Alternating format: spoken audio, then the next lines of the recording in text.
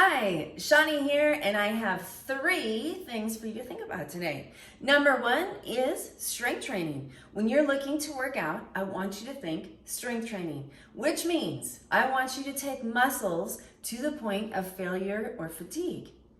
You do that by using a heavy weight and going lower reps, like say around that 10 range, but if you're going a little bit heavier, you need to be able to control that weight. It shouldn't just drop to the ground, right? You have to control it. Or you can go a higher repetitions with a lighter rate, and I want you to think of it in terms of time under tension. That muscle has to work until you can no longer make that full movement. So let's take bicep curls, for example. So you're curling. If it's heavy, you should be able to make that full movement for up to say 10 to 12 repetitions. And once it gets really heavy, you're gonna go ahead and push through, and then it is done. If you're just feeling like, oh, I'm so tired, that's not muscle failure.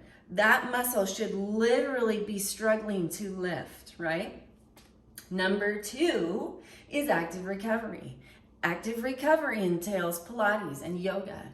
And I know that some people want to think of yoga, Pilates, walking as their strength training, and it really isn't. Those are active recovery. Those are fantastic. I'm a Pilates instructor. I love Pilates, but you really, to change your muscles, to keep your bones dense, you have to use some type of weight, whether it's at the gym, whether it's at home with dumbbells and bands. You have to strengthen those muscles, take them to failure when you do, which means you're working out 2 to 3 times a week with weights.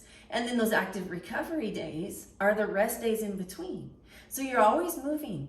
Remember, movement heals. Every movement that we do can be something that is positive toward our bodies. Number 3 is eat more. I need you to eat more. Yes, it is true. You can have carbohydrates. You can have great dinners. You can have great lunches, good snacks. You don't have to be limiting your calorie intake. Of course, that doesn't mean go out and order a pizza and have 3 slices. Within reason, you do need to have calories to build muscle. You have to have calories for your brain. You have to have fats for your brain. So as we are aging, we're thinking about so many different things. It's all about balancing hormones. It's about bone density. It's about staying smart, keeping our bodies moving in a positive way even as we age. So I hope these tips have helped you.